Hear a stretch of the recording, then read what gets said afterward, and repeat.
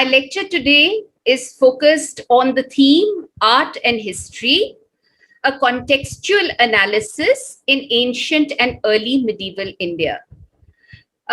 This issue of understanding art in historical studies is something that has actually been neglected for a very long period of time, particularly because it has been seen as something that is relegated to cultural achievements or religious traditions. And so in the discussion on culture, on religion, there has been a discussion of art, but giving primacy to the visual, giving primacy to art, be it painting, be it sculpture, and other manners in which the visual finds representation in early Indian sources.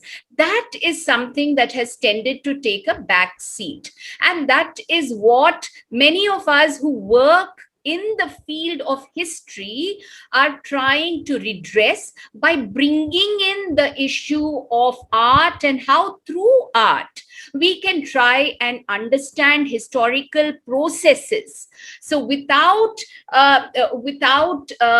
sacrificing the main focus in historical studies, which is on social structures, which is on the economy, which is on political developments, on religious and cultural developments, bringing in art is an additional way in which we can comprehend the nature of changes and developments that are taking place through Indian history.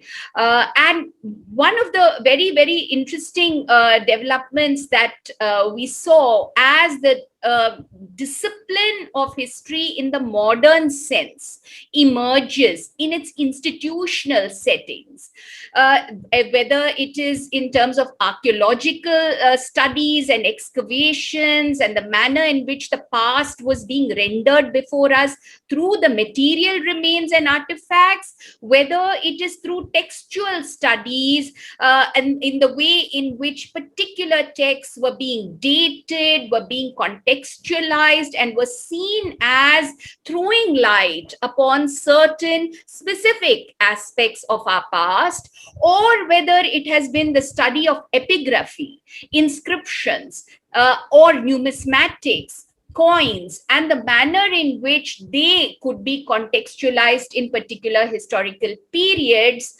Something that has been very interesting and important in all of these studies is the manner in which they have tended to allude to the art traditions, the artistic traditions, the manner in which there are visual representations and depictions which throw light on certain aspects that are available in these different kinds of sources. Art history as a discipline, therefore, emerged as a niche area within the larger domain of history. And today, a lot of art historians would like to distance themselves from the discipline of history per se. While that is something that is important in its own right, because what the art historian does is contextualize the artwork, the material remains in terms of visual representations that exist, in terms of the kind of art and architecture that can be labeled, that can be placed in a particular historical context.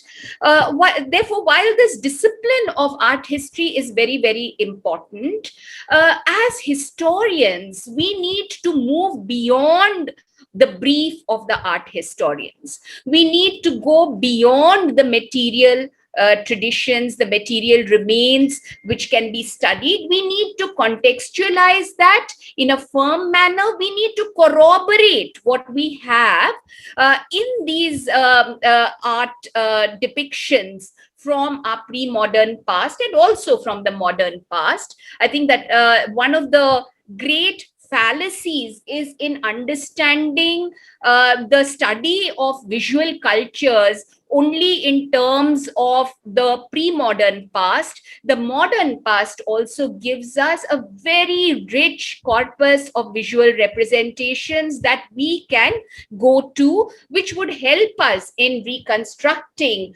our histories in a more nuanced manner. So as historians, how important it is for us to look at visual culture, look at visual sources, contextualize that, corroborate that using various different types of sources is something that we have been trying to do. Scholars like K.R. Srinivasan, writing in the 1960s, J.N. Banerjee, also writing in the 60s, T.A. Gopinath Rao, writing from in the first half of the 20th century.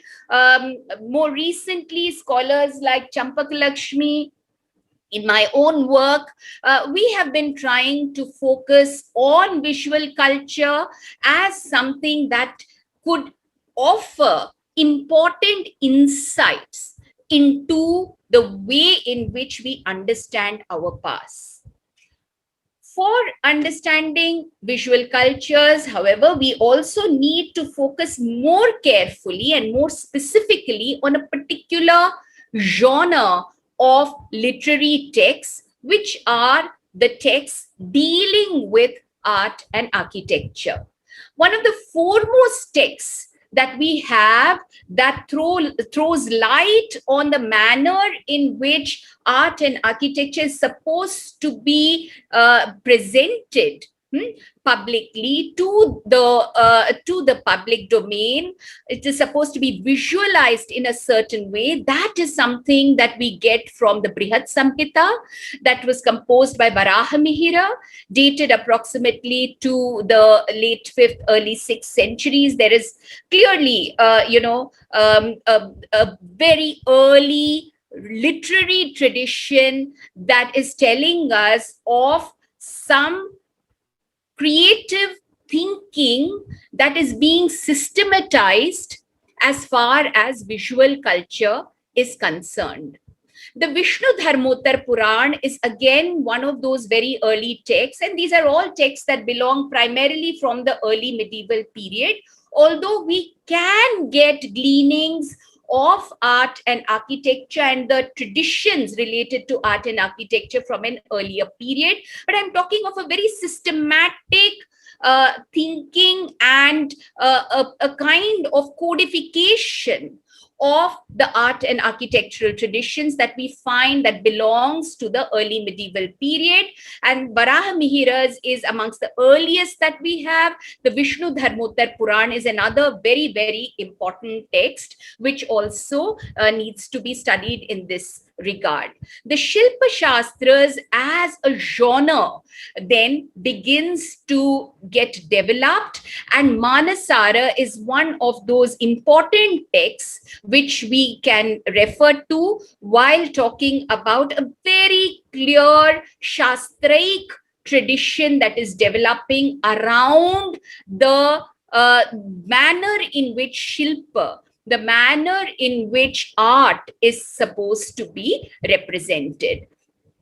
The other text that is of great importance is Mayamatam, and scholars working on art and architecture, particularly in relation to the ancient and the early medieval period in India, refer to these two texts in addition to Brihad Samhita and Vishnu Dharmottar, is the Mayamatam.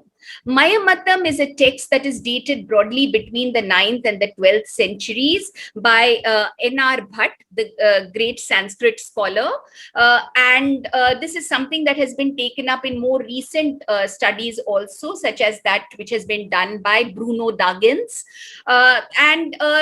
In fact, people like Bruno Dagens would argue that even the Manasara is actually something that is found in its final codified form at the same time period as the Mayamatam. So, while it might have had its antecedents in the 6th, 7th centuries, in its final redaction, the Manasara actually belongs to the same time period as that of the Mayamatam. And then we have a large number of Sanskrit Puranas which give you an idea of the iconographic traditions. It gives you prescription. So what is this codification? The codification is essentially about prescriptions. How is this art to be produced? What are the materials to be used? What is the manner of depiction? What are the colors to be used? What are the pigments to be used? What are the different sizes that these representations should be? So these are the kinds of references that we have in the Shilpa Shastras. And in the Sanskrit Puranas also, we have such references. In some of the Purans, you have specific sections which talk about the lakshanas of the pratimas that are to be made for worship. So the images that are to be made, the pratima lakshanam sections in these Purans give you very, very clear details about the different deities that are worshipped within the Brahmanical traditions. But very interestingly, in many of these texts, whether they are Shilpa Shastric traditions or whether they are the Puranic ones, you find that there is reference also, say, to Jain images, how the Jain images are to be carved. In some instances, even Buddhist images and icons, how they are to be carved. This is something that you will find representation. Now, the Manasara and Mayamatam, as I've already said, they are very important works because not merely are they talking about iconography and how to visualize the gods. This is a very important idea, a very important aspect while studying art, because if on the one hand there is a very long ancient philosophical tradition which is alluding to the God or the highest being or the ultimate truth as something that is formless, how do we then provide a form to that formless? So the Mayamatam and Manasara are actually going into these issues. The Vishnu Dharmotar Puran, there is a long dialogue that occurs between the learned sage and between this king who goes to the learned sage and asks for advice on art and architecture, on art traditions. And over there, the king says, but if we are talking about a deity, about someone that is worshipped, who actually cannot be conceived. It is in the realm of Maya. How do we actually conceive? And then the sage goes on to tell him about how such conceptualization can come about. So you have very interesting ways in which the philosophical dimensions are also brought in, the theistic dimensions are brought in, the deistic aspects are highlighted in these kinds of texts. So in the Purans and in the Shilpa Shastras, you have many such references, although we talk of the Shilpa Shastras as primarily concerned with aspects of art and architecture. The very fact that they are called Shastras suggests that they are being given an importance that is of a high order, and that is something to be revered, that is something to be upheld. And so it is in that context that there is a religious dimension that we certainly see coming into the way in which the Shilpa texts themselves are being codified. The later texts that we have of the 11th century, the 13th century, and so on, texts like the Samarangana Sutradhara, which was composed by the great King Bhoja of Dhara. As you know, it is around the Bhopal region in the Madhya Desha that you have this particular ruler who ruled. And in this work, there are very, very interesting elements that come out. For instance, there is this verse that talks about how if a temple is not properly constructed, then the king can actually punish the sthapati, can punish the persons who were involved in the making of that temple. If the images are not properly made, then again punishment can be imposed on those who were making the images. How the prosperity of the land itself is something that depended on the perfect image, the perfect temple, the perfect monument that was being constructed, because by creating these perfect images and monuments, the gods were being invited into the land, and thereby prosperity was coming into the land. So very, very interesting ways in which, as historians, we can read the manner in which religious legitimation was being used for political purposes, where the ruler himself, his garnering of resources, his spending of those resources on these large monuments is justified because the kings are inviting the gods to come and live in their lands and thereby bring greater prosperity to those lands. So it's in that context that we see the whole range of ideas that are being conveyed through such discussions within the text.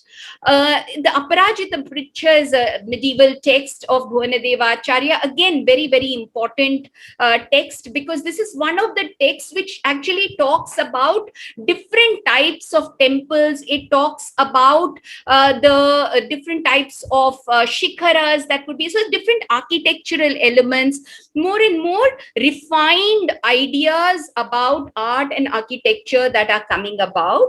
Now, it's not as if the early texts do not mention a wide range of art and architectural traditions, but what you can see as different about the medieval texts is that the diversity is also representative of a historical reality that we see coming up in different regional contexts. And then when you have, for instance, particular traditions that have developed within the Puranic worship of Vishnu and Shiva, the sectarian traditions of Vishnu and Shiva.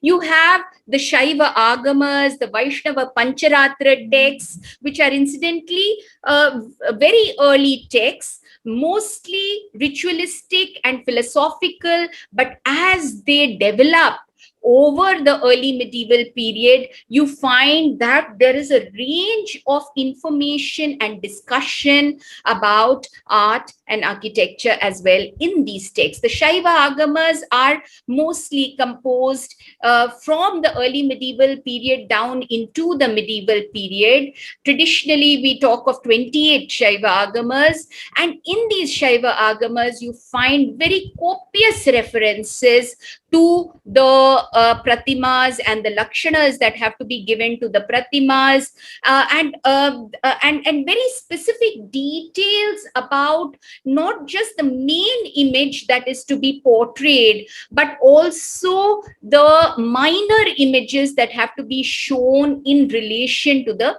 major images. So these are very important and interesting from the religious point of view, from art and architectural point of view, certainly, but also from the political point of view, when you look at the way in which these prescriptions were being adopted by the rulers who were building their temples at specific points of time in the ancient and early medieval period. Clearly, the Brahmanical Temple, to which I will be referring in this in this lecture is the major focus of all these texts that I have mentioned over here. And the Brahmanical Temple in its fullest form, in terms of the development that we can see, is something that emerges from the Gupta period primarily. In the post-Gupta period, in the early medieval period, you find its full flowering, not merely in Madhya Desha, but also in other regional contexts, be it in Odisha, be it in South India, different parts of South India, in the Deccan and in the deep South, or be it in Western India or in Kashmir. So across the subcontinent, you find that there are regional traditions of art and architecture that are developing. They are based on many of the prescriptions that are there in these texts. But very interestingly, if we look at the evidence, if the Manasara and the Mayamatam are the main texts on which these different regional traditions are drawing, these are texts that are being codified actually at a later period to the time when the actual temples and iconography is coming up in the Indian subcontinent. So there is a simultaneous process then of the development of art and architecture and theorizing about that art and architecture and the codification of that art and architecture. So these are three parallel developments that are taking place, and clearly they are linked to the religious changes, the religious developments that are taking place. Temple worship in the Brahmanical tradition emerges with the spread of Puranic religion, and it is in that context that we are looking at these developments across the Indian subcontinent. So when we look at history through art, what can we do? We look at, like art historians, there are four elements that we would look at. That is, looking at the art itself as an object, as conveying something. Looking at iconometry, meaning the different kinds of sizes, the different measurements. Now, in the Sanskrit Shilpa Shastraic traditions, we have references to the Talamana system. So Talamana is the measurement system that is given, and that there are so many angulars. So generally a finger span is what is used for the measurement. So many angulars tall should be this particular image, and on that image itself, the face can be divided into different spans. So half an angular for the distance between the chin and the lower lip, and so on. So these are the ways in which the measurements are given. So art historians also study this, and historians should also pay some attention to these details, because they provide us with interesting insights into the way in which a society is conceiving of their gods. It is conceiving of the difference between the gods. It is conceiving of the difference between the male and the female deities. It is conceiving of a difference between the powerful god and those other gods who are seen as less powerful. So different ways in which we can use this kind of iconometric detailing to try and understand how certain social perceptions are being conveyed through art and architecture. Techniques, of course, there are several techniques that we can identify. We know that for the early, for instance, just to give you an example, for the early architectural traditions which were made on the rock faces, where the cave temple was created out of these large rocks, it is said that the chiseling out of the rock face actually happens from the top to the bottom and not from the bottom up. It is from the top to the bottom that the chiseling out of the rock face happens. And there are legends around this that we find in different sources. Something else that you will find in the Shilpa Shastric traditions, and this is more in the ethno historical accounts that many scholars have been engaged in. What do we mean by ethno historical accounts? By actually visiting or recording the manner in which traditional artisans engage in image making and in temple building. Scholars like Vijaya Ramaswamy and various others have done this kind of work. And one of the things that you will find in all of these discussions that have been there is that whether it is a Buddhist image or a Jain image also, incidentally, the same kind of practice is there, where the entire image can be made, but the eyes will be made last. So the eyes are seen as giving life to the deity. It is seen as giving life to the image. So you cannot give the eyes beforehand. You have to give the eyes last when you are actually making an image. So several such things which are very important for us, the techniques, the style of making. For instance, a very important technique that develops in the early medieval period in South India in particular is what is referred to in the Shilpa Shastras as Madhu Chishta Vidhana, meaning the honey and wax method. When the Europeans, when the colonial scholars first came across this, they called it cire perdu, that is in French, meaning the lost wax method. But actually in the Indian context, it was not lost. It was very much a continuing tradition. It was there. Even today, if you go to Swami Malai, and I have conducted field work in this area, Swami Malai in Tamil Nadu, a very, very important center for the worship of Shiva as well as for Murugan, the heroic martial deity of the Tamils, who gets associated with Kumar, Kartikeya, Skanda of the Sanskrit tradition. So this Swami Malai has a continuing tradition of these artisans who practice the Madhuchishta Vidhana.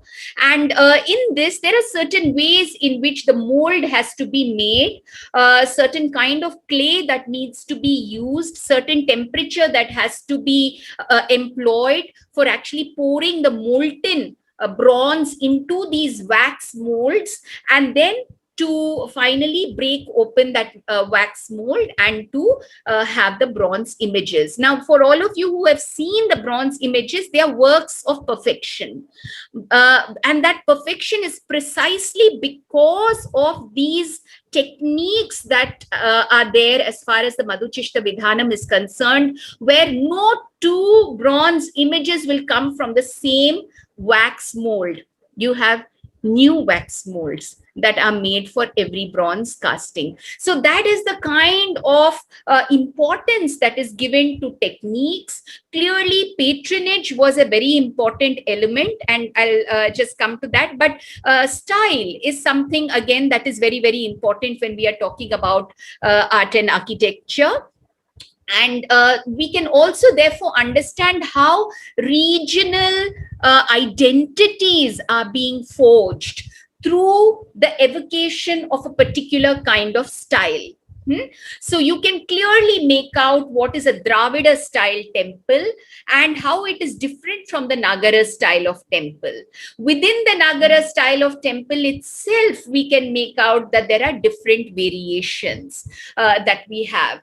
M.A. Dhaki, the great scholar on art and architecture, the great art historian, talks about the Karnataka Dravida style. So even Dravida style is not of one type. There is a Karnataka Dravida style, which you find in the Karnataka region in the early medieval period. The Kerala style of temple, Stella Kramrisch and so many other scholars have talked about it. That is again a separate tradition.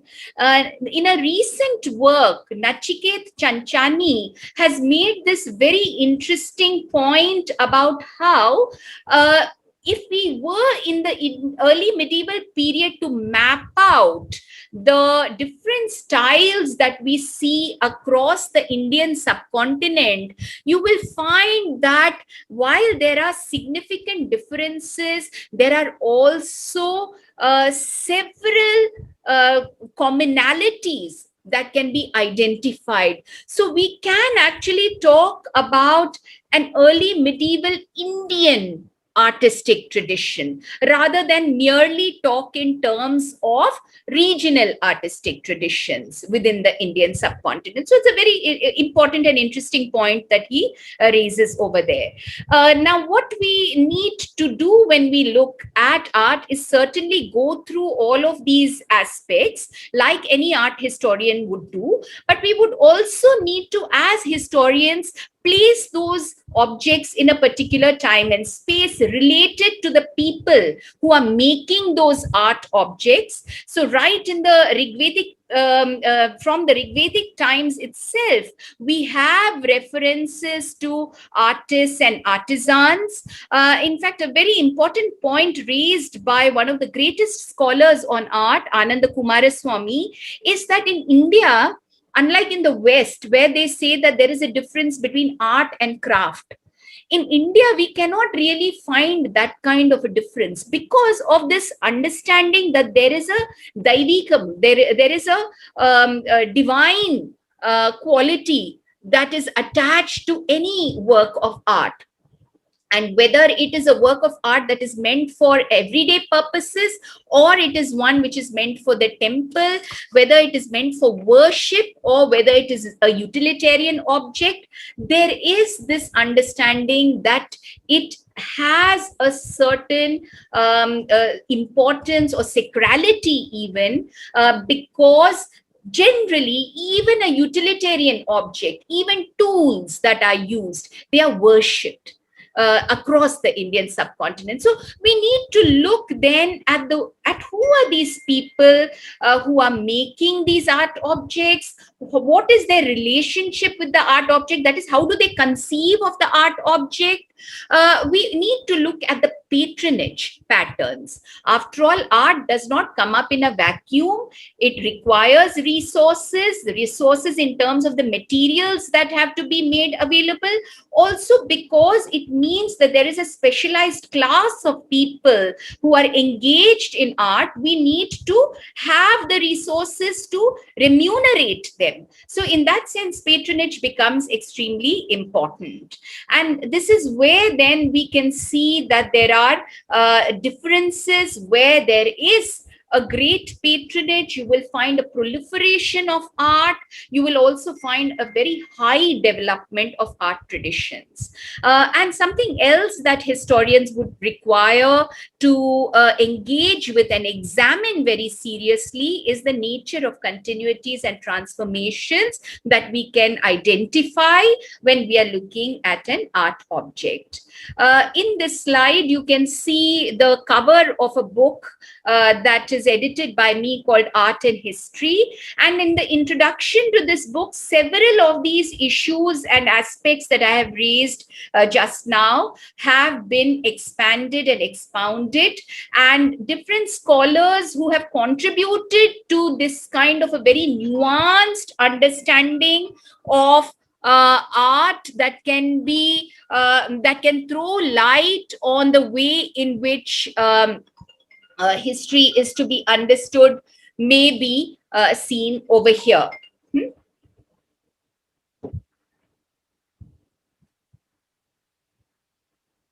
In the next slide, I now move on to specific case studies.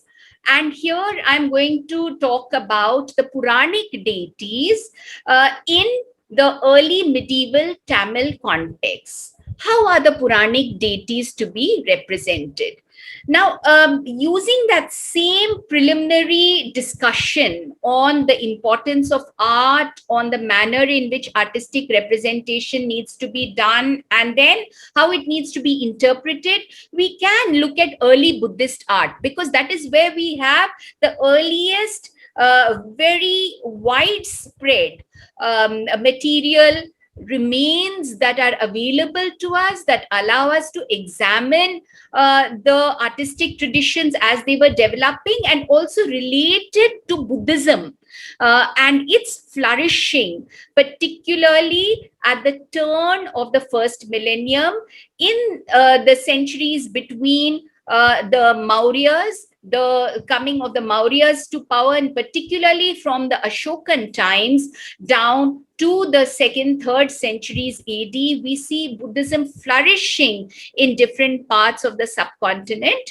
And we can examine several of these questions, particularly as historians, related to the issue of patronage, related to the issue of regional styles, related to the issue of the conveying of certain social, religious, and philosophical ideas through the art and architecture. Now, in the context that I am going to now focus on, which is the early medieval Tamil region, known in Tamil texts as Tamil Aham, that is what is interior to the Tamil.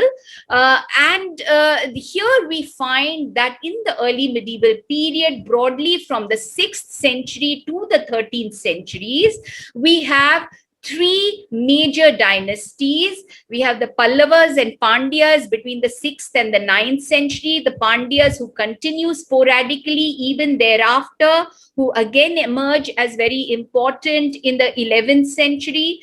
And then the Cholas, who come into prominence in the 9th century and become a major imperial power in the 10th and 11th centuries. And they continue to rule to the middle, till the middle of the 13th century. So these three dynasties emerge in the early medieval period in the Tamil region.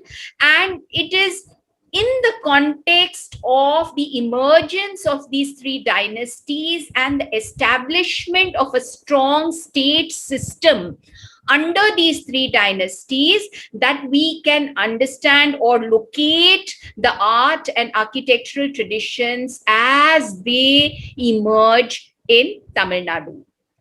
One of the most important things that we need to keep in mind is that, as I've already mentioned, it is Puranic religion, and Puranic religion is primarily temple-based religion.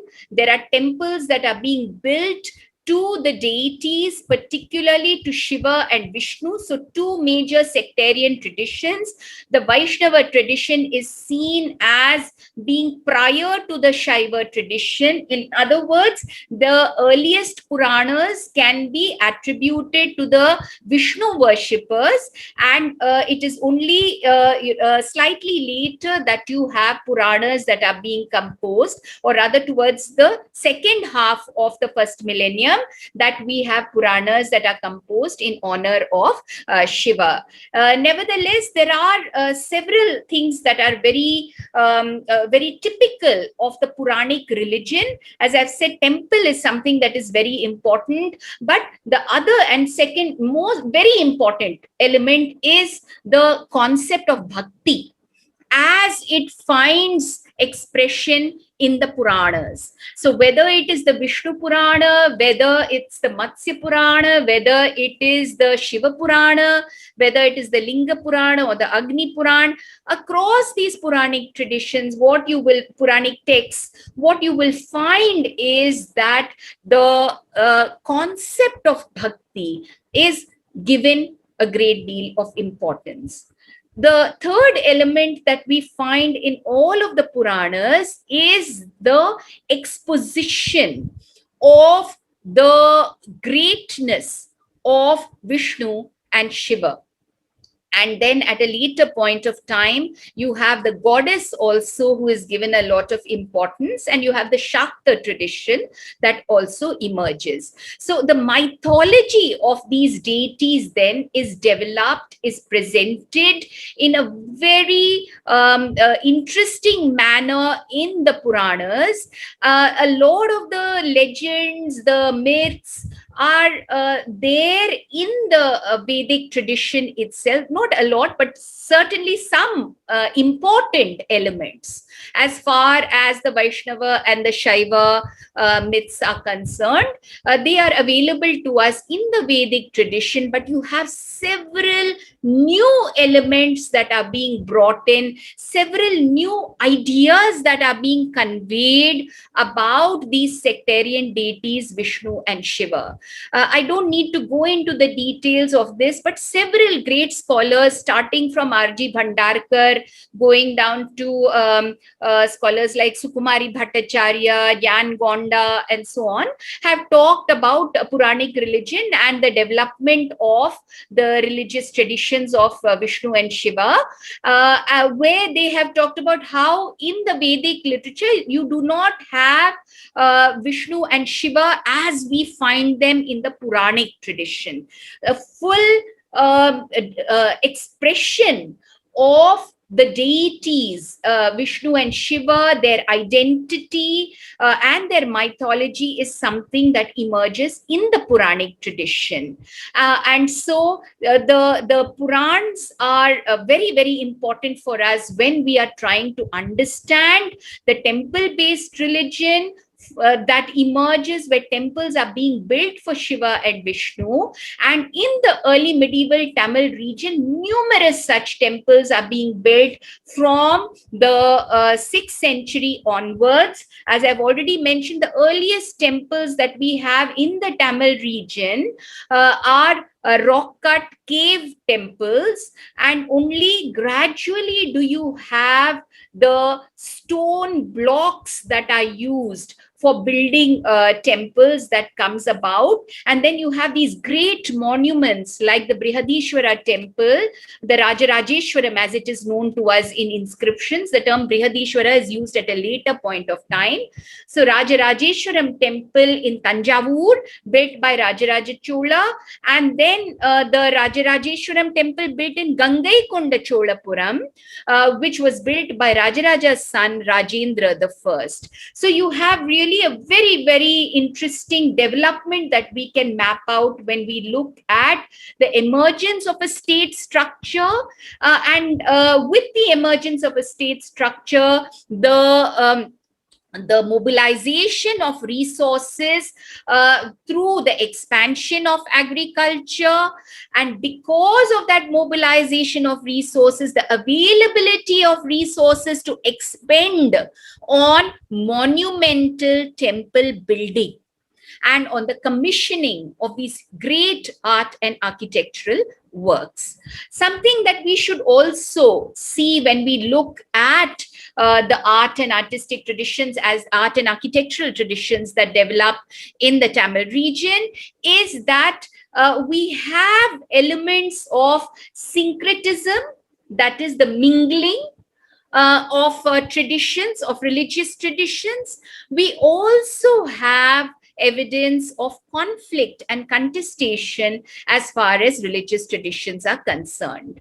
And we find very interesting ways in which these actually are expressed in visual form on the walls of the temple. And also in the manner in which space for the temple is being appropriated. Okay, so these are very interesting aspects that we need to look at. MAHALAKSHMI, for instance, talks about contestation for space of the temples. And one of the things, and this is also pointed out by K.R. Srinivasan in his work Cave Temples of the Pallavas, where in many places where you had Jain caves that were dedicated to the Jains, that had some kind of images inside them. They may have had rock-cut beds inside for the Jain monks.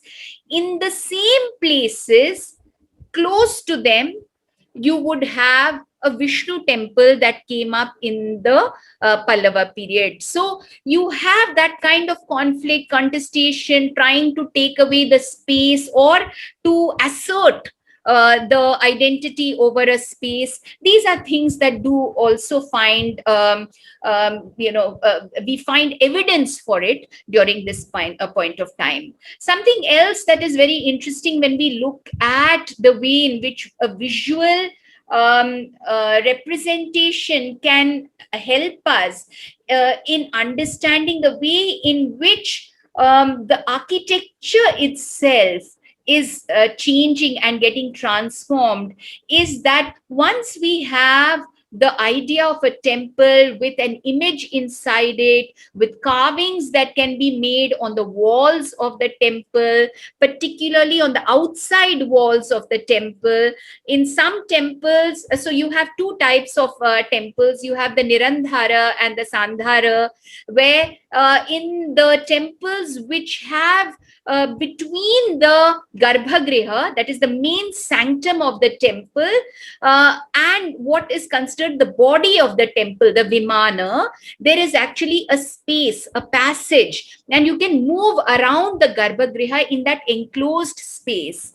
And then there are those temples where you do not have that vestibule, and these are without Nirandhara. And so the circumambulation of the Garbhagriha actually happens outside the temple in what is called the Prakara.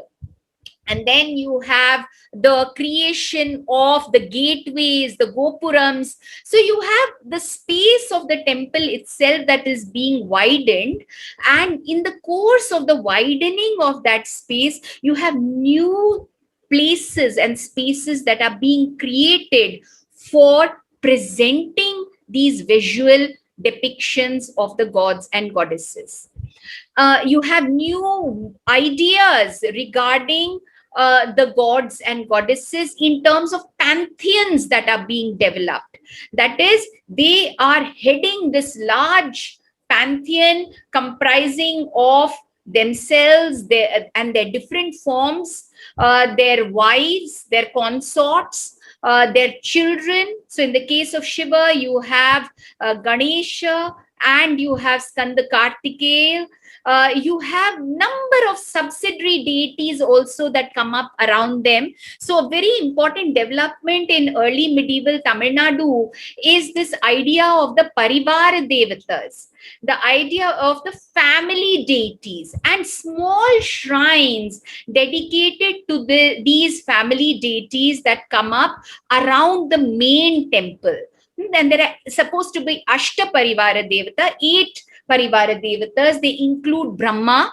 So, as we know, initially it is believed that in the Puranic tradition, there was a trinity of Brahma, Shiva, and Vishnu, but Brahma worship does not really gain any significance except for one or two centers in the Indian subcontinent, that it is primarily the worship of Vishnu and Shiva that gathers a large following in different regions. So, Brahma becomes a Parivara Devata. And then you have various other such deities who are brought in, like Saptamatrika and so on. So very, very interesting ways in which there is a space that is being created for the visualization of the gods, of what is being known to the people through the mythology, through the religious traditions that are taking root in different regional contexts.